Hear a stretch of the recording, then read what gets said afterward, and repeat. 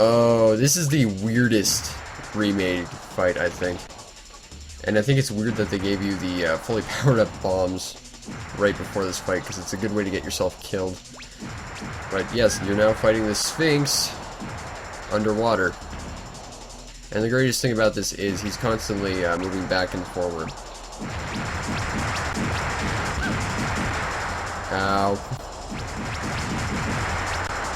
And you can still very easily get yourself killed by just using your own explosions to power your own explosion turrets. I don't know why they don't just design the level to loop indefinitely. That seems like a more practical solution. Like, they've done that with so many games prior to this. I don't know what would be so hard about that. I mean, hell, there was stuff on the SNES that did it. And this wasn't an early N64 game by any means. It came like halfway through the lifetime. And now I'm dead. Still isn't even the hardest boss. The hardest boss is the BSDM cat lady. Which is great because you get to fight two of her. And then you get to fight the boss that has like 8 forms and a full health bar for each. Oh, and our bomb power-ups are already downgrading now, which is great. And you can't maneuver well. Like, those things home in too well on you. And like, if you have to turn around or speed up or something, it's not happening. That thing is gonna hit you and you're gonna die. Whoa, whoa, whoa. Oh, I also saw a copy of Clockwork Knight 2 at that place, the farmer's market, which was really cool. Like, I played the shit out of the demo on the Sega Saturn sampler disc. That was a cool disc too, because it had 3 demos. It had Sega Rally, Clockwork Knight 2, and I want to say Virtua Fighter 2, I think.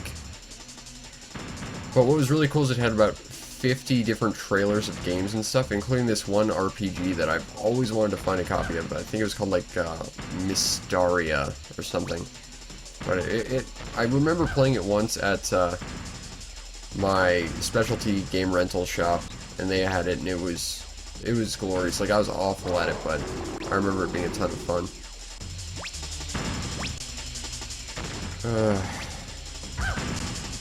Ow.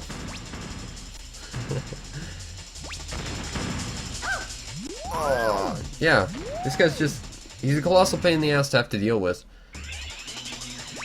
And it doesn't make sense that they decide to completely change up the formula for a boss fight this late in the game. And there's no way to, like, speed up or power boost around these things. You just kind of have to go at full speed and hope you can kind of outmaneuver them. Which sucks.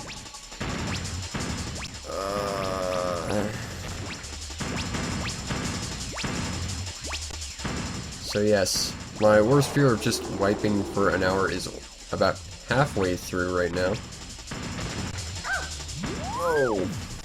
Oh, I thought I had an idea I could just loop him by powering forward, powering back. I figured that might trip him up a little bit. Nope! Ow. Now see, if this was Bomberman 64, I could just destroy those cannons off his back and permanently deal with the solution, or permanently deal with the problem. There's nothing I can do about this aside from just sit here and get my ass handed to me and hope I don't die again. The bosses here are just really cheap. And there's nothing remotely close to anything like this you have to deal with before playing this either. It's just this boss. And of course, aiming is tough, and you can only hit, like, his face.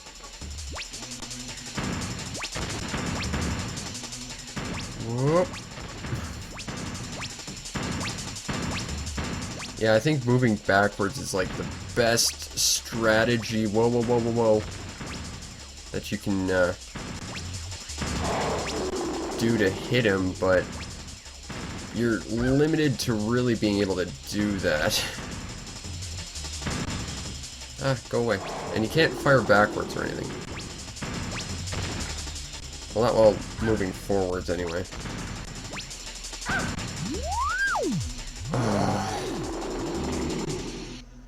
wonder how much health he has. Like, I'd really kill for any sort of visible idea of knowing that I'm hurting my opponent.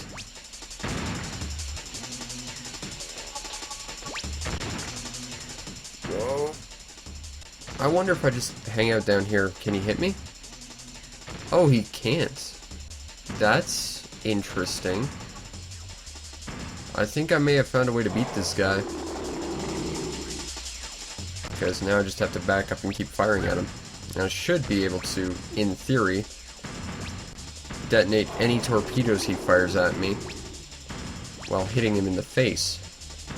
Again, this is all theoretical, but seems to be working out fairly well. Stupid giant sphinx cat thing. He turned Piebot into a statue. I mean, he already was a statue, but at least he was a mobile statue before this. Now he's just regular statue. Now I have to fight you underwater. This guy was always a pain in the ass. And the next one's not much better. So, we're really looking at probably not getting the secret planets in... I think that's the strategy I have to do. I think I just have to hug the ground until I push him back all the way and then just sort of try and get rid of all the bombs from until I blow myself up because of my own incompetence. Try and just hit him while backing up. I seriously have no recollection of how I deal with this guy. This is one of those things I just try and mentally block. I wonder if I can... Oh, neat. Well, that's neat, I guess. I mean, it doesn't help in any way, shape, or form, but it's still kind of interesting that you can do that. If there's some, like, way you could just hit him from behind back there, like, flip the camera in your direction while behind him, that'd be an easy way to beat the game, but I think that'd be pretty cool, too. Like, just outsmart the system instead of just having to, like, head on this guy who's clearly more equipped than I am. Why not, play it smart? Whoa! It would help if I could actually hear him, like, fire off missiles so I could know when it's sort of safe to turn around, but I was a spaz and forgot my headphones. What's up with that, like, weird bubble animation on there? Like, that just looks weird. Like, that's very clearly a pattern on the, polygons. Aw, come on! The game's over. Well, I did foresee this basically being the entire episode, and lo and behold, it kind of is. Doesn't mean I'm happy about it, but still. I guess you can't say I'm not right about it. Although that's a small consolation. Whoa. And of course I can't outmaneuver those stupid things. And their explosions are really big too.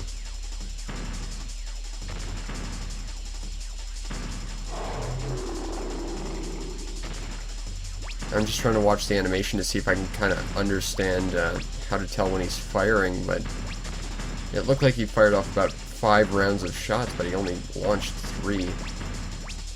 That was weird.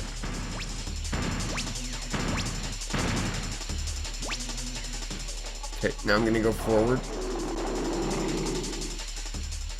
Maybe if I just keep an eye on his animation, I might be able to pull this off.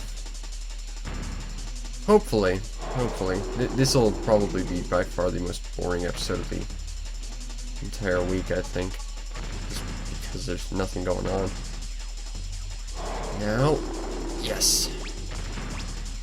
I wonder if those starfish continue to exist in theoretical space as I'm backing up into them, or if they, like, disappear after a certain distance is created between them.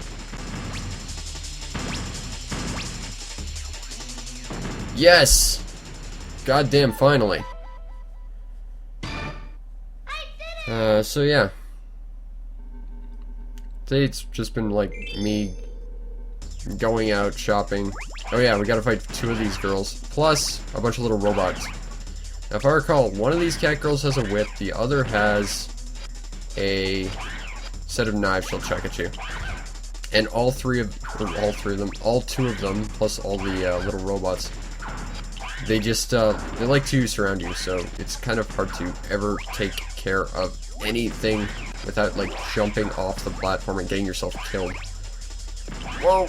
Like that. Like, you can't run away from them as well as you could the first time, because, like, if you try, the other one will just, jump right where you're trying to, run away from. Get away, get away. I mean, I can at least understand where the knives are, but that whip is a little bit tricky to figure out where that is exactly, because it's, like, clearly above her as well, but it's hard to understand, like, where the hitbox on that thing begins and ends. I've got these tiny little robots falling on top of me. Whoa. Maybe if I just... Ow. Kind of... I wonder if one of them is controlling the robots and the other is, I don't know.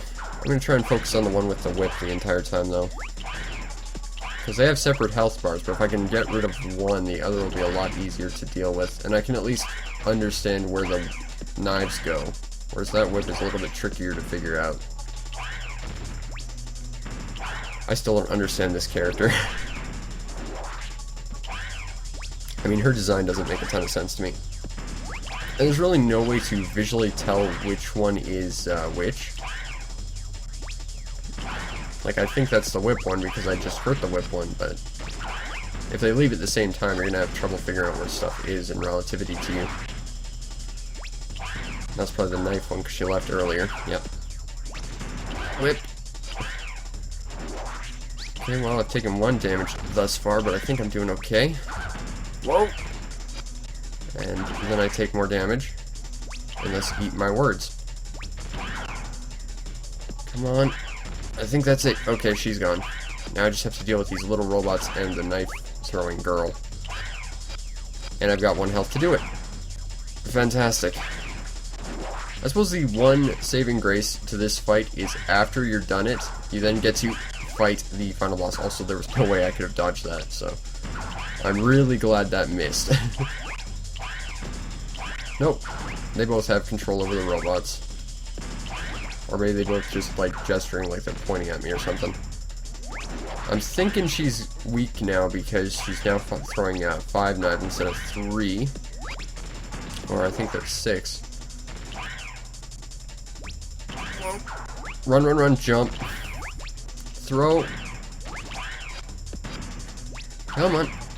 Jump. Yes. Ugh. That one was a hell of a lot easier than the last one. Okay, final boss. This is the story's final boss, unless you count the secret guy. And this guy has about 4 or 5 different forms, which is a pain in the ass. But this is Bagular, I think is how you pronounce his name. And I think he was the boss of the Super Nintendo Bombermans, and he created, like, the dastardly bombers and the evil bombers and the elemental bombers and literally all the different fancy names of all the boss bombers from all the other Bomberman games. He's got a fancy belt. Yeah. So the great thing about this is you have to fight this guy, then you have to fight the those 3 monitors in the background, and then you have to fight a giant tank, and I think he's got 1 more form after that. Fantastic. Whoa. Slow down there, Skippy. Of course, he's invincible when he dashes. Whoa. Whoa. At least that's predictable. Now, I kind of have a memory of this guy's pattern because I spent so many times, like, playing this guy just to get, like, a perfect score on him. Because you have to get a perfect score on all the levels to get the secret area. Now we gotta fight the monitors. And only one of them is actually this guy, but he'll call the others up, I think. And like, yeah, he'll call the other two up, but only one is him. And you can tell because one of them has a shadow, which is that one. I think if you attack the others, like, you automatically take damage or something, so I'm gonna try and not do that if I can help it.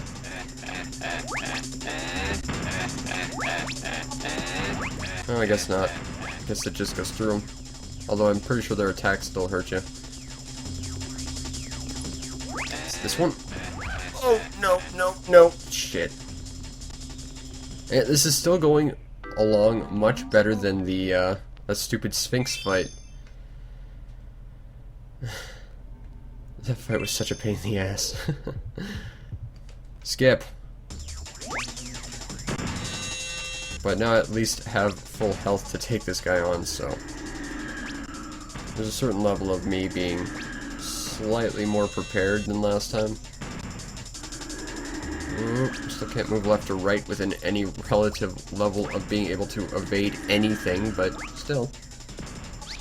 Whoa, that was close. And of course the camera's stuck behind me.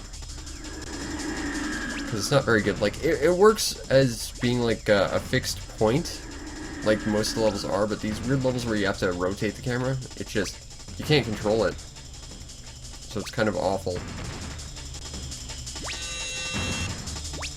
Whoa, where are you? Ah, throw. Nope, miss. Throw, miss. But at least this is, you know, fairly consistent within the mechanics of the game, unlike that Sphinx fight, which was just horseshit. Throwing that random mishmash of new mechanics in. And with every other character, at least you could kind of understand where they were coming from in just being like a remake of the previous fight. But that guy fought completely different than than the other fight you had to fight him in. So that fight was just garbage conceptually. And I hope whoever invented that fight suffers a fate worse than toast. But, fighting giant chandelier fan robot monitor guys in space. What a fantastic final boss this is. Ow. Oh, that's no good. I think he has one more form after this, but I think that's by far the hardest form. Because, if I recall correctly, he gets basically chucked into a body of a tank. There we go. It's good when they kind of clump up together, because you can just kind of throw it in the general direction of one, and they all get hit. There we go, like that. And now he'll run away. And now we go to the next chunk of the boss fight, which is him in a sodding tank. Bomberman hero, everybody. Doesn't like to play fair when it comes to its boss fights. At least in the boss rush level, it certainly doesn't. Oh, I remember this guy. Yeah, and he's got a shield. He's got those crazy claws, which I think you have to blow off. So it is kind of like Bomberman hero, a little bit. Whoa, and then he trucks those missiles at you. Whoa. I wish I had more bombs at this point. It's nice that he blows his own missiles up, though. Like, I could see that being the biggest problem. No, I guess I gotta get around him or something. I've totally forgotten how to do this fight. Yeah, gotta get around him and hit him from behind, I think.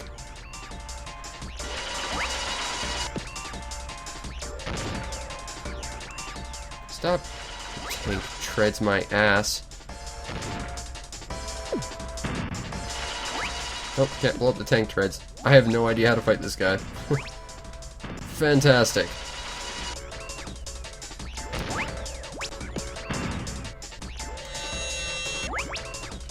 Nope, doesn't seem to be able to hit those hands, which means we definitely have to get behind him. That is a problem when I can't run around shit. Oh, okay. Maybe I just didn't hit the arm hard enough, maybe? Or maybe I can't do it while he's attacking or something. There we go. Just gotta hold back. Throw. Hold back. Although I think the gun arm is the more dangerous of the two by far. Because at least that hand arm, you can kind of strafe around it and avoid it, but that gun arm is... That's a little bit tougher, because he's got a little more room with that.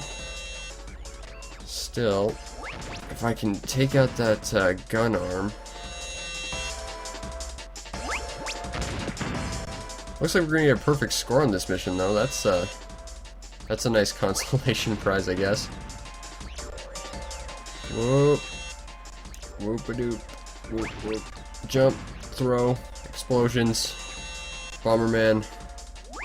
Explosions happen in Bomberman sometimes. I don't recall what happens after you blow off his arms, though. Like, he might just rush me. Oh, crap. Oh, that's a problem. And then that happens, and then I die. And then we gotta start the fight all over again in round 1. So here's hoping I don't take any damage ever, because I can't strafe around that boss. And the giant Achilles heel that is my crappy controller really comes to light. Oh, my thumb hurts so bad right now. My kingdom for a working N64 controller that actually had some decent design to it. Whoa, and maybe a turbo button so I can beat Mischief Makers finally. Crap. Oh, Mischief Makers. That was a fun game. I love to do a Let's Play of that, but I can't beat that. I get stuck halfway through because of the day of, which is like a bunch of mini games, half of which are just press the left directional button for about 10 minutes straight. I can't do it. I always lose those events. And that's why I've never personally beaten Mischief Makers. I get stuck halfway through. Which is kind of dumb, but that's what's keeping me from it. Which is why is another reason why I don't like QuickTime events, essentially. It's because I'm bad at them. But I also just don't like them from a functional perspective. Whoa. Okay. It's one of you two. No? There we go.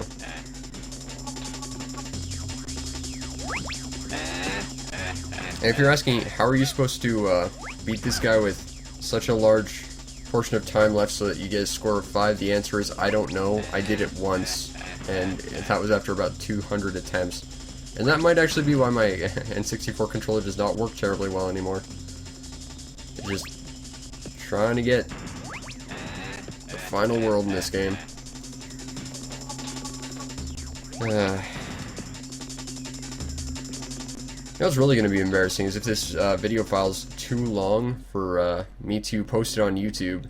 For whatever reason, video files seem to only work at a specific length on YouTube for whatever reason. Although I might be able to get away with a longer one because this is SD video and not HD, but...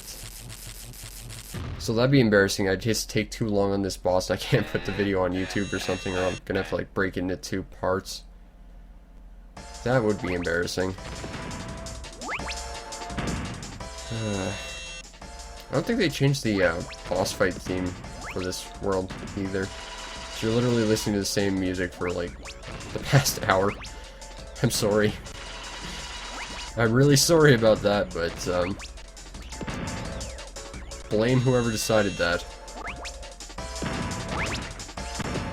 That was not a good design choice. Assuming I'm right about that. I can't hear anything, so I had to mute the speakers just so I could not pick it up on my microphone.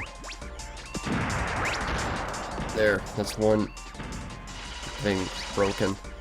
I kind of wish I could just destroy one arm and strafe around him. That would make the fight way easier, though. And somehow I've got to pull this off with 2 health. Well, technically 1 health, because I can't take 2 damage. But here's hoping I can do it.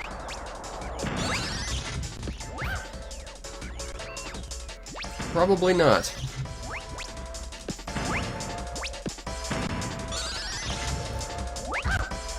Oh! Ah, shit.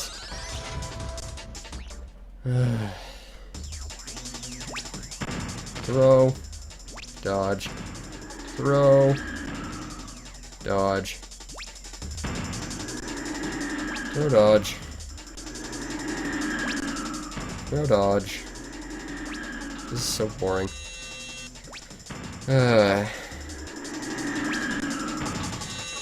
What is up with this guy's giant ass nose? Like, I mean, I can give him credit for having a stylish belt, but he's got such a stupid nose. Like, it looks like a giant cup on his face or something. Throw. Dodge. Throw. Dodge. Throw, dodge. Throw, dodge. I missed. Throw, dodge. It'd be embarrassing if I had to, like, skip the end of this just because I can't beat it because of my controller. I mean, I'm not above doing that if push comes to shove, but I'd really like to finish this. But if I'm gonna do that, I'm gonna need, like, all my health at that point. So I just guess I'm gonna have to guess right on these stupid monitors. Ooh, that was close. Seriously, why couldn't Nitros have given me a permanent buff, or armor, or literally anything that would have been useful instead of super explosion-y bombs, which would have killed me on the Sphinx, and indeed did on several occasions? That was just a lucky guess.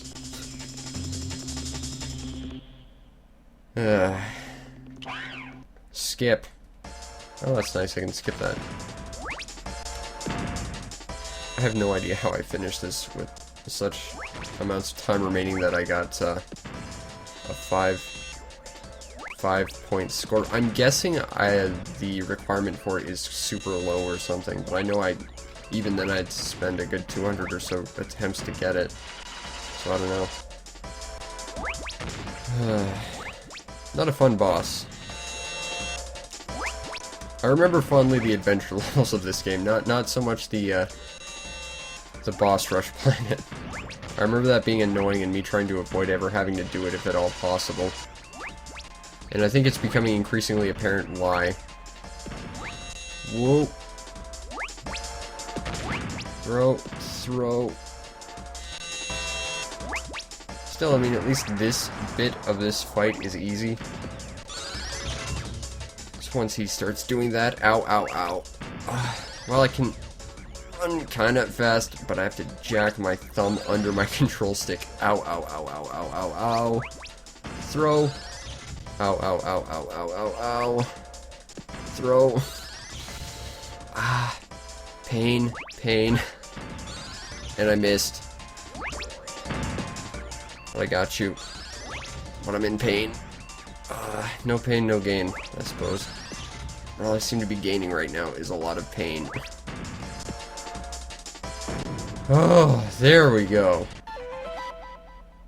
And that is how you get a perfect score. Need 1,000 points. Yeah, that's pretty low, but even then, that's tough. That is the final boss of Bomberman Hero, with the exception of the Secret World, which we will be tackling tomorrow in Bomber Week. But as of now, this is the end of good old white Bomberman. It'll be up to black Bomberman to take up the mantle in the next game.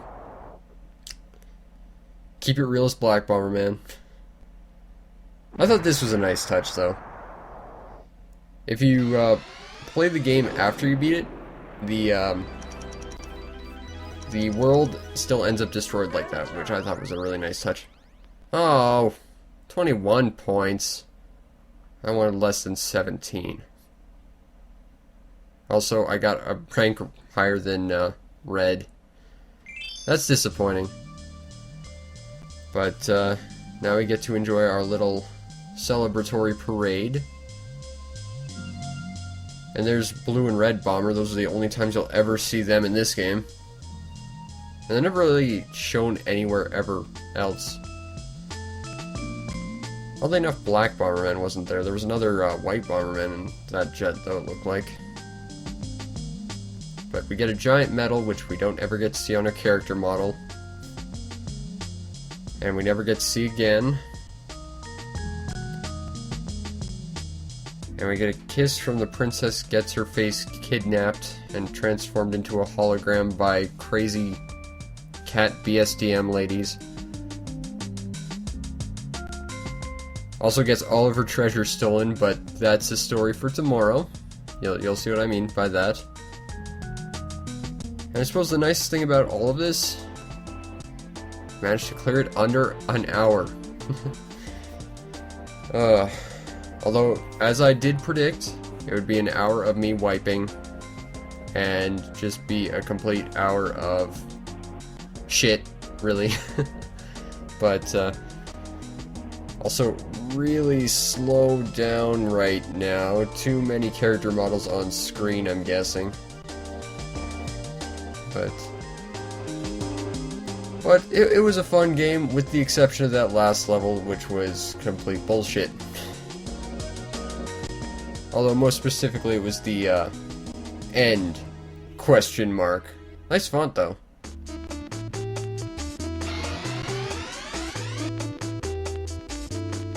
And that is the main story end of Bomberman Hero. I will see you again tomorrow on Bomber Week, Day 6, where I show you the secret world, and you guys get to see the true final boss of the game. I don't think you'll be able to actually see any actual story from it, just because we're going off a file that's completed it. But at the same time, given the past hour of shit that we've both had to endure, assuming anyone's watching at this point, I don't care. I really don't at this point. So, yeah. See you next time.